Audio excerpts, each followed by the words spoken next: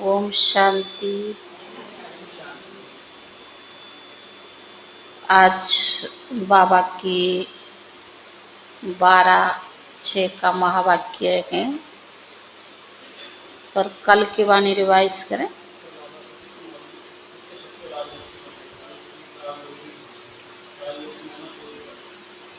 राज ऋषि माना पवित्र। तुम राज ऋषि भी हो तो राज योगी भी हो। प्रश्न।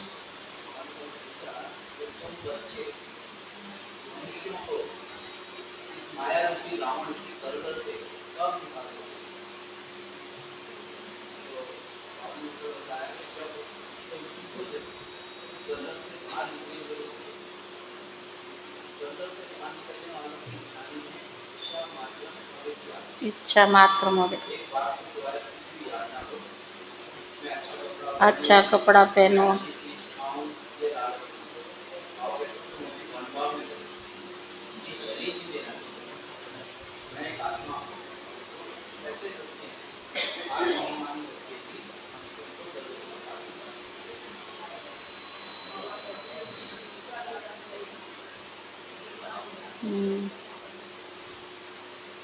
और अपने को आत्मा समझना।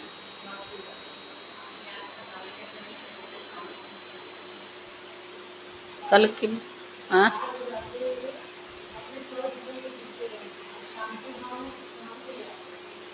कल की वरदान।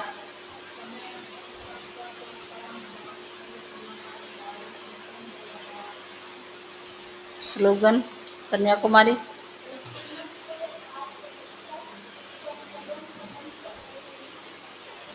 सफलता समाई हुई। आज बाबा की महावाक्य है। आज बाबा ने कहा हम सब कहाँ जाएंगे? सतयुग में जाएंगे। सतयुग में भी कौन सा पद चाहिए? हाँ, सूर्यवंश में कैसे जाएंगे? पढ़ाई और फॉलो फादर। किस बात में बाबा को फॉलो करना है?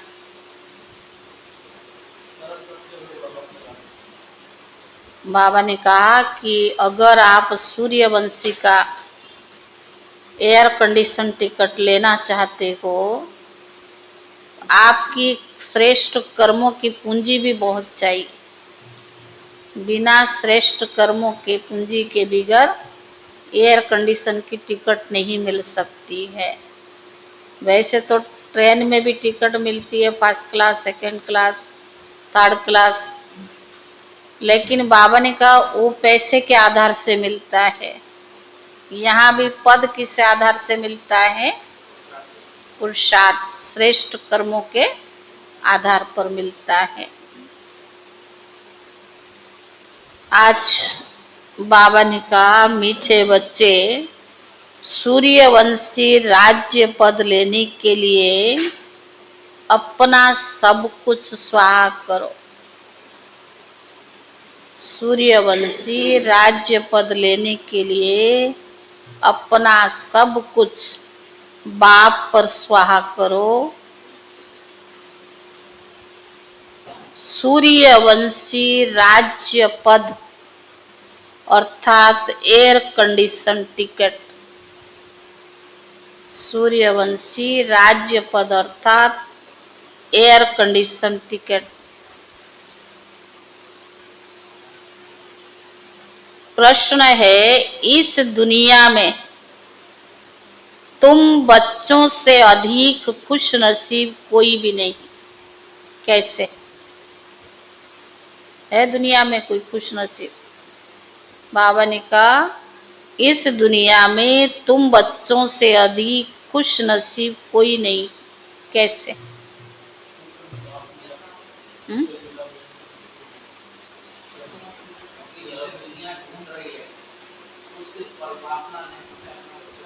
बच्चा बनाया, प्राप्ति करा रहा है, बादशाही दे रहा है। उत्तर है, तुम बच्चों के सन्मुख बेहद का बाप है।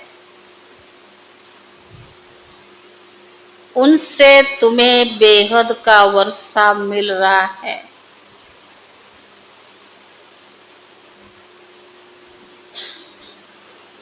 तुम इस समय बेहद बाप, टीचर और सतगुरु के बनकर उनसे बेहद की प्राप्ति करते हो। तुम बच्चे इस समय बेहद बाप, टीचर और सतगुरु के बनकर उनसे बेहद की प्राप्ति करते हो। दुनिया वाले तो उससे जानते भी नहीं,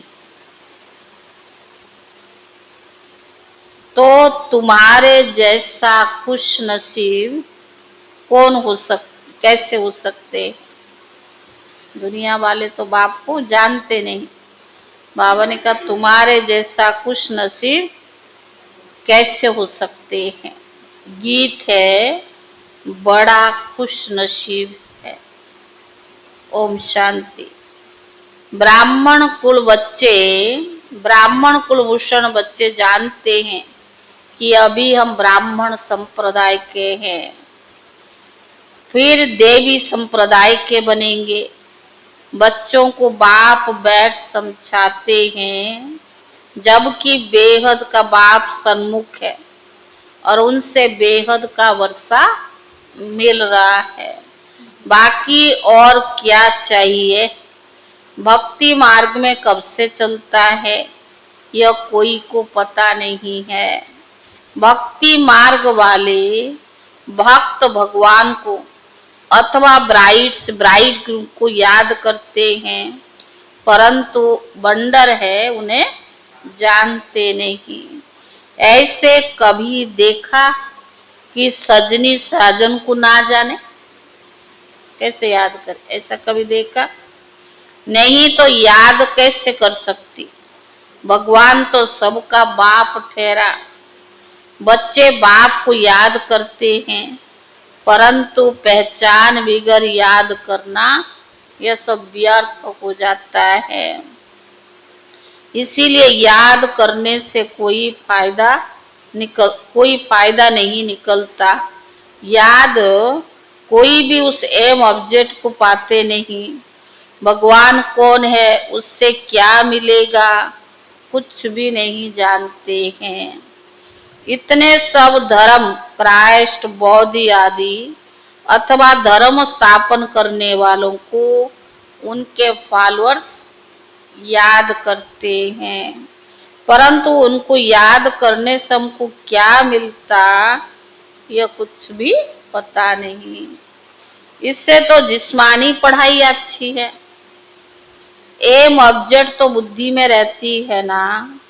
बाप से क्या मिलता है और टीचर से क्या मिलता है और गुरु से क्या मिलता है यह कोई भी नहीं समझते हैं। टीचर से क्या मिलता है और गुरु से क्या मिलता। तुम यहाँ बाप के, फिर टीचर के, फिर सतगुरु के बनते हो। तीनों साथ है ना, बाप, टीचर, सतगुरु है। बाप और टीचर से गुरु ऊंचा होता है।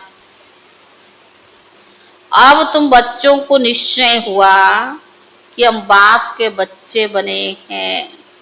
बाप हमको 5000 वर्ष पहले माफिक आकर के स्वर्ग का मालिक भी बनाते हैं अथवा शांति धाम का मालिक बनाते हैं। बाप कहते हो मेरे लाडले बच्चे, तुम मुझसे अपना वर्षा लेंगे ना। पूछ रहा बाबा, है मेरे लाडले बच्चे तुम मुझसे वर्षा लेंगे ना। सब कहते हाँ बाबा, क्यों नहीं लेंगे। अच्छा, चंद्रवंशी रामपद पाने में राजी होंगे। पूछ रहा बाबा, तो क्या चाहिए। तो बाबा ने कहा तुमको क्या चाहिए। बाप तो सौगात लेकर आए हैं। तुम सूर्यवंशी लक्ष्मी को बरेंगे या चंद्रवंशी सीता को। तो बाबा ने कहा तुम अपनी शकल खुद देखो। श्री नारायण को व श्री लक्ष्मी को वरने लायक हो, बिगर लायक बनने के वर कैसे बन सकते, वर कैसे सकते हैं। अब बाप बैठ समझाते हैं, प्रभु जैसे कल पहले समझाया था अब भी ऐसे ही समझा रही हैं। तो बाबा ने कहा तुम फिर से आकर स्वर्ग से वर्षा ले रही हो, स्वर्ग की वर्षा ले रही हो। तुम्हारी एम ऑब्जेक्ट है ही बेहद के बाप से वर्षा लेने की। वह है सूर्यवंशी राज्य पद, सेकंड ग्रेड है, फर्स्ट ग्रेड है सत्ययुगी सूर्यवंशी, सेकंड है चंद्रवंशी। जैसे air condition first class second class होता है ना, तो सतयुग की पूरी राजधानी क्या समझो, एयर कंडीशन समझो। एयर कंडीशन से ऊंचा कुछ होता नहीं। फिर है फर्स्ट क्लास। तो अब आप कहते तुम एयर कंडीशन का सूर्यवंशी राज्य लेंगे व चंद्रवंशी व फर्स्ट क्लास का, क्वेश्चन मार्क बाबा पूछ रहे हैं। उससे भी कम फिर सेकंड क्लास में नंबरवार बारिश बनो, फिर तुम पीछे पीछे राज्य करने आएंगे। बाबा ने पूछा, और क्या पूछा, first class reserve, second class reserve, नंबरवार दर्ज तो होते हैं ना, तो आप कौन सा टिकट लेना चाहते, एयर कंडीशन। बाकी सुख तो वहां है ही, सतयुग में सुख तो है ही। अलग अलग कंपार्टमेंट तो है ना। साहूकार आदमी टिकट लेंगे तो एयर कंडीशन की लेंगे। तुम्हारे में साहूकार कौन बनते हैं, ज्योति। बाबा ने कहा तुम बच्चों में साहूकार कौन बनते हैं, तो ट्रस्टी है, सब कुछ दे देते, ट्रस्टी बन जाते। अजय भाई, हाँ राजेश भाई,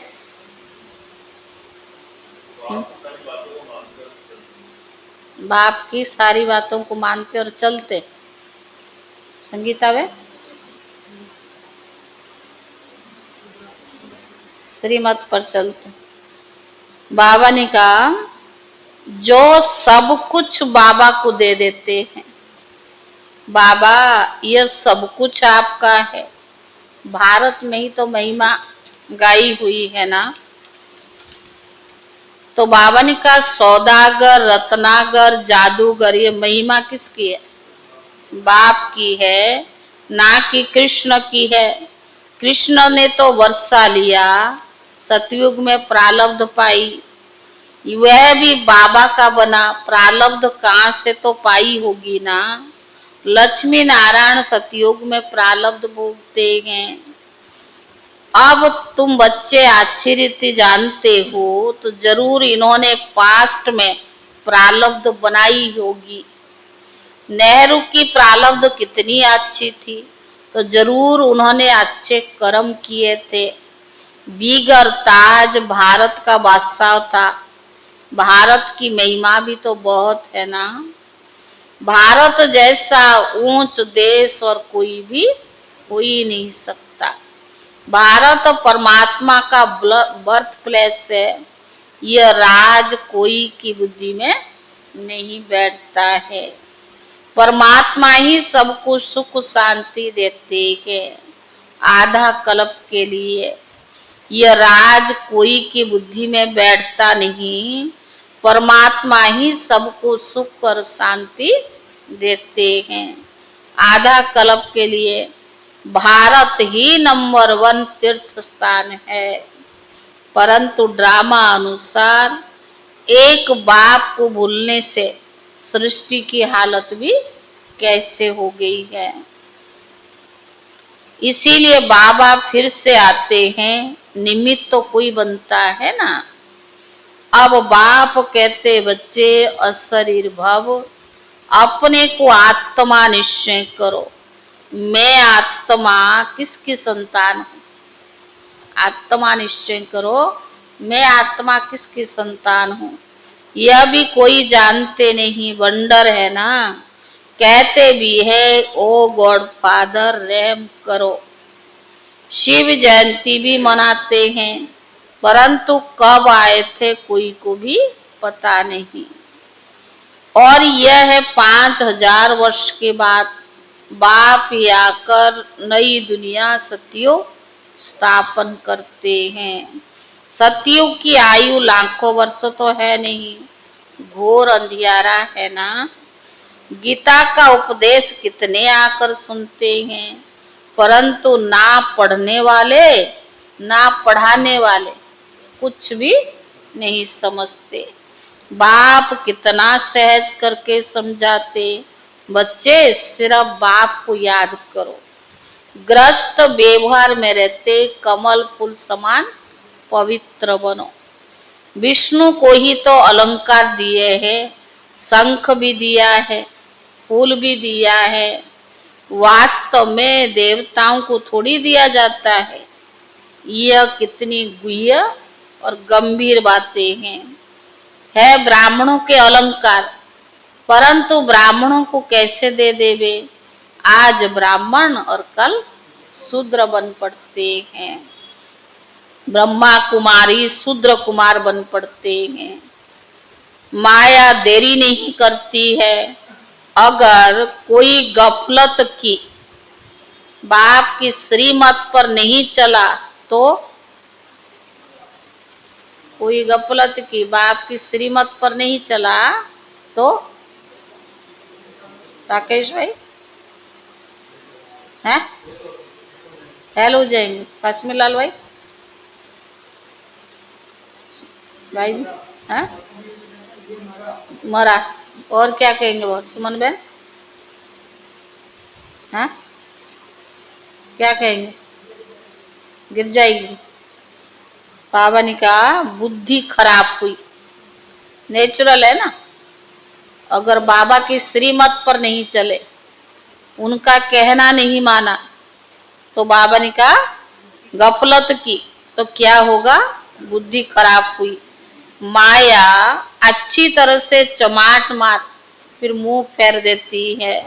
मनुष्य गुस्से में कहते हैं ना, थापड़ मुंह पे ही फेर दूंगा, थापड़ मारकर मुंह फेर दूंगा। तो माया भी ऐसी है, बाप को भूले और माया 1 सेकंड में थापड़ मार मुंह फेर देती है। 1 सेकंड में जीवन मुक्ति को पाते हैं, माया सेकंड में जीवन मुक्ति खत्म कर देती है। कितने अच्छे अच्छे बच्चों को माया पकड़ लेती है। देखती है कि गफलत करते हैं तो झट, उसको भी चाहिए ना, झट थापड़ लगा देती है। बाप तो आकर पुरानी दुनिया से मुंह फेराते हैं। लौकिक बाप कोई गरीब होता है, पुरानी झोपड़ी में रहते हैं, फिर नया बनता है तो बच्चों की बुद्धि में बैठ जाते हैं कि बस अब नया मकान तैयार होगा, हम जाकर उसमें बैठेंगे, यह पुराना तोड़ देंगे। और बाबा भी तुम्हारे लिए हथेली पर वैष्ट अथवा वैकुंठ लाया है, कोई कीमत है या नहीं? हाँ, तो बाप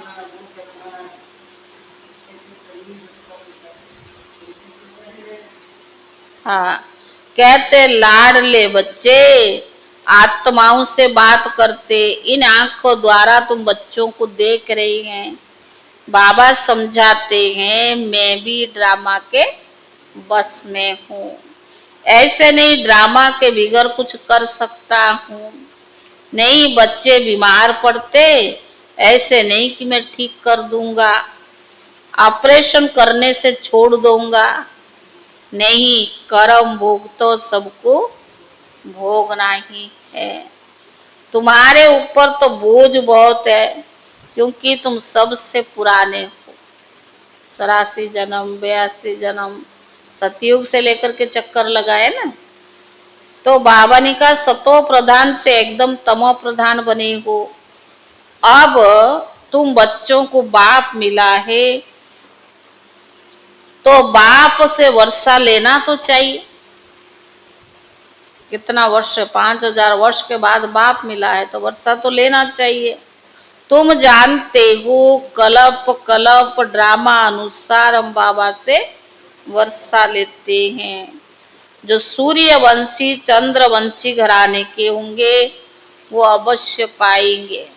जो देवता थे फिर शूद्र बन गए, फिर वही ब्राह्मण बन देवी संप्रदाय बनेंगे। यह बातें बाप के बिगैर कोई भी समझा नहीं सकते। बाप को तुम बच्चे कितने मीठे लगते हो। बाप कहते तुम कल्प पहले वाले मेरे ही तो बच्चे हो। मैं कल्प कल्प तुमको आकर पढ़ाता हूँ। तो बाबा ने कहा कितनी वंडरफुल बातें हैं। निराकार भगवान उवाच, शरीर से बात करेंगे ना। शरीर अलग हो जाता तो आत्मा बात नहीं कर सकती, आत्मा डिटेच हो जाती है। और बाप कहते अशरीर भव।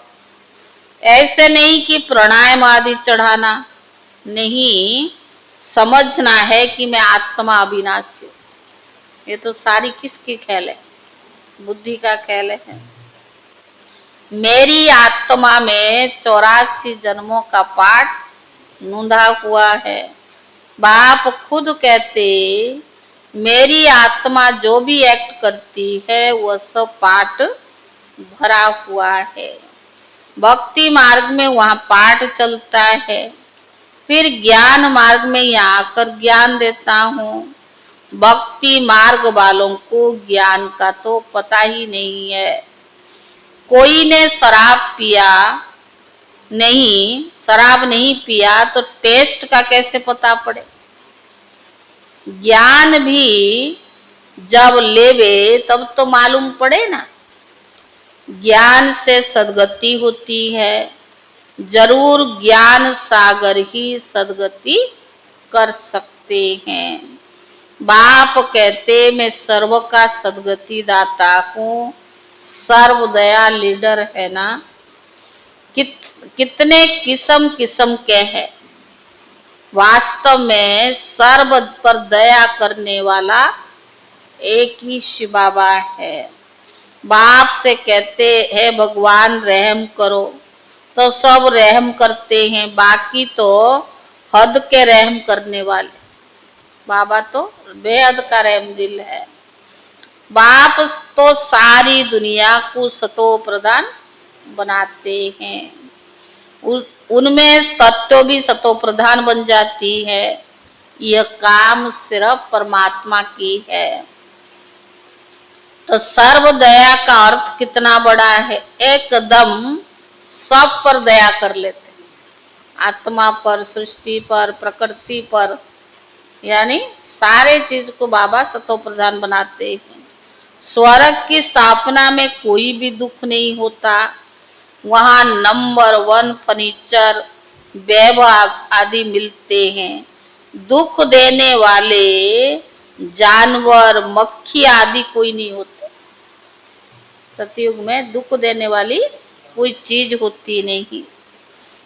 वहां भी बड़े आदमी के घर में कितनी सफाई रहती है, कभी तुम मक्खी नहीं देखेंगे, कोई मच्छर आदि घुस ना सके। स्वर्ग में कोई की ताकत नहीं जो आ सके। गंध करने वाली वहां कोई भी चीज नहीं होती। नेचुरल फूल आदि की खुशबू रहती है। तुमको सूक्ष्म वतन में बाबा सुबीरस पिलाते हैं। अब सूक्ष्म वतन में कुछ है नहीं, ये तो बाबा सब इमर्ज करके वहां दिखाता, अनुभव कराता है। यह सब साक्षात्कार है। बैकुंठ में कितने अच्छे अच्छे फूल बगीचा आदि होते हैं। सूक्ष्म वतन में थोड़ी बगीचा रखा है। यह सब साक्षात्कार है।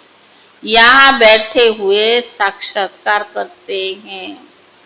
गीत भी बड़ा फर्स्ट क्लास है। कौन सा गीत था? बड़ा खुश नसीब है। तुम जानते हो हमको बाप मिला और क्या चाहिए। भगवान मिला और क्या चाहिए। बेहद के बाप से बेहद का वर्षा लेते हैं। तो बाप को तो याद करना चाहिए ना। बाप की मत मशहूर है, श्री मत्स्यम श्रेष्ठ ते श्रेष्ठ बनेंगे। बाकी है सबकी आसुरी मत। इसीलिए वो जानते नहीं कि सतयुग में सदैव सुख था, लक्ष्मी नारायण का राज्य था। छोटेपन में वही राधा कृष्ण, उनके चरित्र आदि तो कुछ है नहीं। स्वर्ग में तो सब बच्चे बड़े फर्स्ट क्लास होते हैं। वहां चंचलता की कोई बातें होती नहीं। अच्छा मीठे मीठे सिकीले दे बच्चों प्रति माता पिता बाप दादा का याद प्यार और गुड मॉर्निंग। रूहानी बाप की रूहानी बच्चों को नमस्ते। और रूहानी बच्चों की तरफ से रूहानी बाप दादा को याद प्यार और नमस्ते नमस्ते। अभी एक पेज है मातेश्वरी जी के अनमोल महावाक्य। मनुष्य लोक, देवलोक, भूत प्रेत की दुनिया का विस्तार। बहुत मनुष्य प्रश्न करते हैं, यह जो अशुद्ध जीव आत्माएं उनको घोष्ट कहा जाता है, भूत प्रेत कहा जाता है ना, यह सच है या कल्पना है अथवा वहम है। उस पर आज स्पष्ट समझाया जाता है कि मनुष्य आत्मा जो विक्रम करती है उसको अनेक प्रकार के सजाएं भोगनी अवश्य पड़ती। सारी तो कर्मों का खेल है ना। अच्छे कर्मों का फल तो अच्छा मिलेगा, कोई देवे या ना देवे उसका सवाल नहीं है।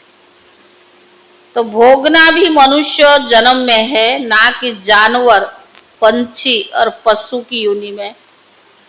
मनुष्य को ही अच्छे कर्मों का फल, क्योंकि मनुष्य के पास विचार शक्ति है और कुछ निर्णय करने की शक्ति है, परखने की शक्ति है, अच्छे बुरे का प्रभाव का सब कुछ क्षमता है।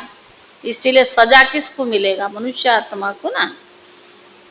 तो मम्मा ने कहा मनुष्य आत्मा अलग है और जानवरों की आत्मा अलग है। मनुष्य कभी जानवर नहीं बनता, ना जानवर कभी मनुष्य बन सकता है। उन्हों की दुनिया अपनी है, यह मनुष्य आत्माओं की दुनिया अपनी है। दुख सुख भोगने की महसूसता मनुष्यों को जास्ती होती है, ना कि जानवर में है। जब हम शुद्ध कर्म करते हैं तो सुख भी मनुष्य तन के द्वारा प्राप्त करते हैं, दुख भी जरूर मनुष्य तन में ही भोगना पड़े। तो अच्छा कर्म के बजाय बुरा कर्म करेंगे तो भोगना भी तो पड़े ना। और ये ज्ञान सुनने की बुद्धि भी मनुष्य तन में ही रहती है, ना कि जानवर में है। तो इस सृष्टि खेल में मनुष्य का ही मुख्य पाठ है। ये जानवर पंछी आदि तो जैसे कि ड्रामा में एक शोभा है, इन सब चीज से सृष्टि बना हुआ है, इसमें शोभा है। सारे कल्प के अंदर सतयुग आदि से कलयुग अंत तक मनुष्य आत्माएं 84 जन्म है। बाकी 84 लाख तो जानवर पंछी आदि की वैरायटी हो सकती है। अब यह सब राज परमात्मा बिगर कोई भी समझा नहीं सकता। आत्माओं का निवास स्थान है ब्रह्म तत्व अथवा निराकारी दुनिया। बाकी ने जानवर की आत्माएं ब्रह्म तत्व में नहीं जा सकती है। वह तो इस आकाश के तत्व के अंदर ही पाठ बजाती है। उनका मर्ज इमर्ज और सतो रजो तमो में आने का पाठ होता है। इसीलिए हमें प्रकृति के बहुत विस्तार में जाकर पहले अपनी आत्मा का कल्याण करें, अर्थात मनमना भव। अब आते हैं मनुष्य आत्मा पर। जो आत्माएं अशुद्ध कर्म करने से विकर्म बनाती है वह, हाँ, भगवान ने तो कर्म की गति समझाई है, कर्म अकर्म विकर्म की गुह्य गति समझाई। मनुष्य आत्मा अगर अशुद्ध कर्म करने से विकर्म बनाती है तो अपने अशुद्ध संस्कार अनुसार जन्म मरण के चक्कर में आए आदि मध्य अंत अर्थात मरने समय अपने किए हुए विकर्मों का साक्षात्कार को पाए सूक्ष्म सजा भुगती। बिगर साक्षात्कार कराए भगवान भी सजा नहीं देगा, क्योंकि जो किया हुआ है ना, अगर जो तो शरीर के द्वारा भोगना होता वो भी, और सूक्ष्म में भी कड़ी सजा मिलती है। तो मम्मा ने कहा इस समय थोड़े समय में अनेक जन्मों का दुख महसूस होता है। जैसे बीमारियां कैसे आती है, कम उसमें थोड़े समय में कितने दुखी होते, कितना महसूस होता है। तो मम्मा ने कहा कि महसूस होता, फिर शरीर छोड़ जाकर गर्भ जल में भी दुख भोगती है और संस्कार अनुसार ऐसे माता पिता से जन्म लेते। हाँ, दुख दिया है तो दुख मिलेगा, ये अवश्य है। यहाँ नहीं तो कहाँ, दूसरे जन्म में। तो अगर संस्कार ऐसा बनाया हुआ है, माता पिता भी ऐसे मिलेंगे, दूसरे जन्म में भी तो भोगना पड़े ना। माता पिता के पास जन्म ले, वहां भी अपने जीवन में सुख और दुख भोगती है। इसको कहा जाता है आदि मध्य अंत।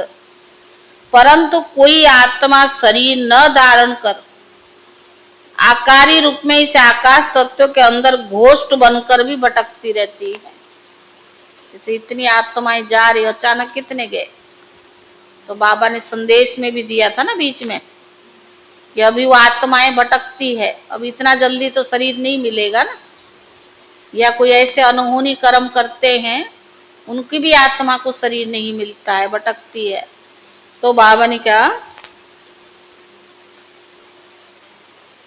यह भी एक सजा है, अर्थात इसको भी भोगना कहा जाता है। आत्मा को शरीर ना मिले, भटकती रहे तो क्या है, भोगना है ना। उस अशुद्ध जीव आत्मा के साथ किसी का हिसाब किताब होता है तो उनमें भी प्रवेश कर उनको भी दुख देती है। कहते ना इविल सोल आ गया, ये तो बाबा ने सब वाणियां चला चुका है, सब बता चुका है। इतनी आत्माएं मरेगी, अगर आपके अंदर योग का ताकत नहीं होगा, कोई भी अटैक कर सकता ना। तो इसलिए बाबा क्यों कहता बार बार याद का बढ़ाओ, 8 घंटा तक पहुंचाओ, सारा दिन में कर्म योगी बनकर कर्म करो, दूसरों को सुख दो, दूसरों के साथ हिसाब किताब नहीं बनाओ। सूक्ष्म हिसाब किताब तो बनता है ना। तो बाबा ने कहा परंतु यह सब हिसाब किताब के अंदर भोगने का प्रकार है जो सभी मनुष्य तन में ही दुख और सुख कोई जीव आत्मा जिनमें प्रवेश करती है उनको बहुत मारती भी है, बहुत कष्ट देती है। परंतु यह सब हिसाब किताब के अंदर भोगने का प्रकार है। इसके अंदर कोई आत्मा प्रवेश कर कितना मारते उसको भगाने के लिए। कई तो कहते बालाजी के पास ले जाओ, कितने प्रकार की सजा देते। तो बाबा ने क्या किया, शरीर में आकर जो कर्म किया है उसके अनुसार फिर ये सब भोगना ही तो हुआ ना। जो सभी मनुष्य तन में दुख और सुख उसको महसूस होता है। यह आपको समझाया गया है कि जो आत्मा मुक्ति धाम से इस साकारी खेल में आती है वह बीच में वापस मुक्ति धाम जा ही नहीं सकती है। परंतु अपने किए हुए अशुद्ध शुद्ध कर्म के अनुसार संस्कार लेकर दुख सुख के चक्कर में आती। सारी तो कर्मों का खेल है ना, जैसे कर्म करोगे उसी अनुसार जन्म मिलेगा, फिर वही भोगना पड़ेगा। सभी आत्माओं का पुनर्जन्म होता है, सिर्फ एक परमात्मा का पुनर्जन्म नहीं होता। हाँ, अच्छा, ओम शांति। ये मम्मा की क्लास थी। आज की धारणा के साथ क्या सुनाया आज बाबा ने? कमल फूल समान पवित्र बनना, एयर कंडीशन बाप को देना, बाबा के हवाले सब कुछ करना है। और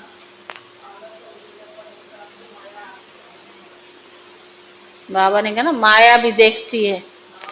हाँ, अगर अपनी मत पे या श्री मत पर नहीं चलते, कोई विकर्म कर लेते, फिर माया भी थाप्पड़ लगाती है।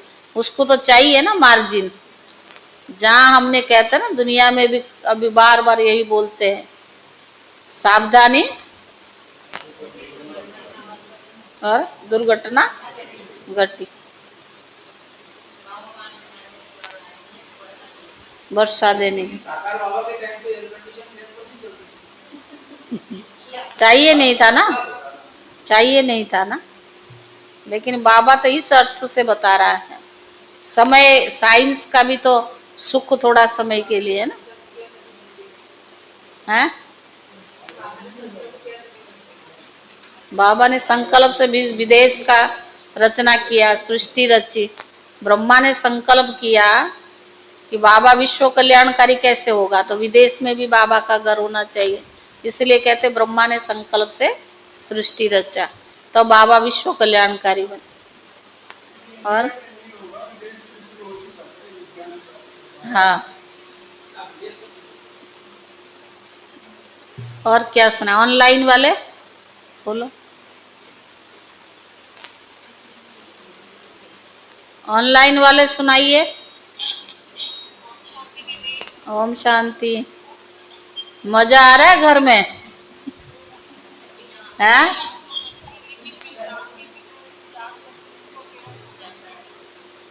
जहां भी है वहां सेट हो जाते हो।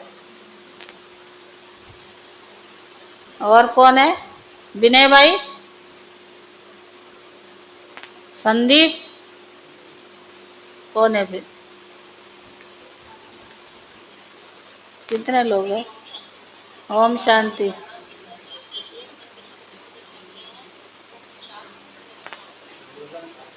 हम्म।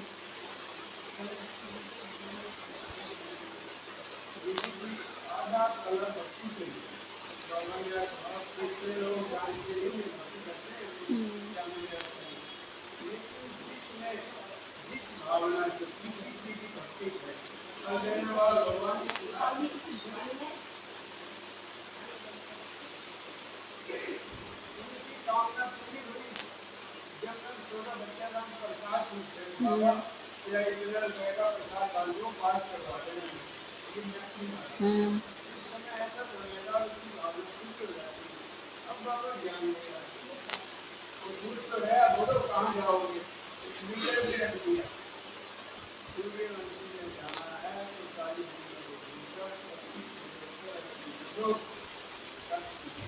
कंडीशन बताया ना उन्होंने, पुरुषार्थ भी बताया, जैसे करेंगे उसी अनुसार पद मिलेगा।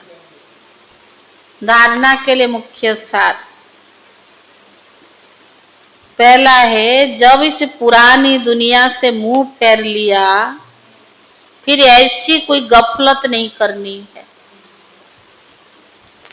जब इस पुरानी दुनिया से मुंह फेर लिया, फिर ऐसे कोई गफलत नहीं करनी है जो माया अपनी तरफ मुंह कर ले।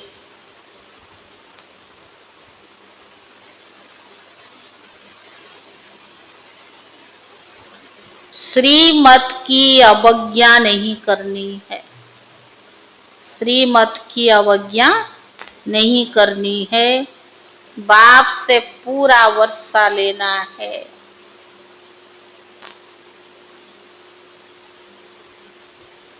दूसरा, बाप पर अपना सब कुछ स्वाहा कर पक्का बारिश बन। सतयोगी एयर कंडीशन की टिकट लेनी है। बाप पर अपना सब कुछ स्वाहा कर पक्का बारिश बन। सतयुगी एयर कंडीशन की टिकट लेनी है। एम ऑब्जेक्ट को बुद्धि में रख पुरुषार्थ करना है।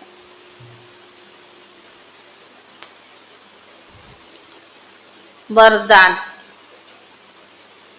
सेकंड में सर्व कमजोरियों से मुक्ति प्राप्त कर मर्यादा पुरुषोत्तम बनने वाले सदा स्नेही भव। सेकंड में सर्व कमजोरियों से मुक्ति प्राप्त कर मर्यादा पुरुषोत्तम बनने वाले सदा स्नेही भव। जैसे स्नेही स्नेह में आकर अपना सब कुछ निछावर व अर्पण कर देती है, स्नेही को कुछ भी समर्पण करने के लिए सोचना नहीं पड़ता है। तो वह भी मर्यादाएं व नियम सुनते हो। तो जो भी मर्यादाएं व नियम सुनते हो तो उन्हें प्रैक्टिकल में लाने अथवा कमजोरियों से मुक्त प्राप्त करने की सहज युक्ति क्या? जो भी बाबा मर्यादाएं सुनाते हैं उन्हें प्रैक्टिकल में लाने अथवा सर्व कमजोरियों से मुक्ति प्राप्त करने की सहज युक्ति क्या? सहज युक्ति क्या सुनील भाई? सहज युक्ति क्या राजेश भाई? है सहज युक्ति सदा एक बाप के स्नेही बनो। जिसके स्नेही हो निरंतर उसके संग में रहो तो रूहानियत का रंग लग जाएगा और एक सेकंड में मर्यादा पुरुषोत्तम बन जाएंगे, क्योंकि स्नेही को बाप का सहयोग स्वतः मिल जाता है। स्लोगन, निश्चय का फाउंडेशन मजबूत है तो संपूर्णता तक पहुंचना निश्चित है। निश्चय का फाउंडेशन मजबूत है तो संपूर्णता तक पहुंचना निश्चित। ओम शांति। मम्मा का पॉइंट है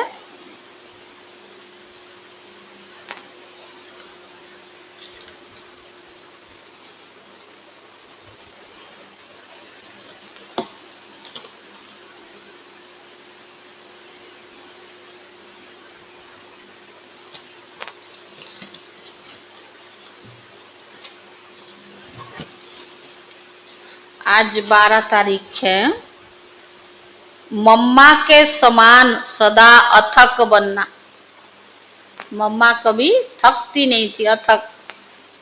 जैसे मम्मा के चेहरे पर कभी थकावट के चिन्ह भी नहीं देखे, कितने भी सर्विस हो लेकिन सदा अथक रही।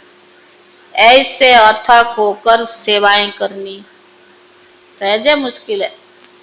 ऐसे अथक होकर सेवाएं करनी है। ओम शांति।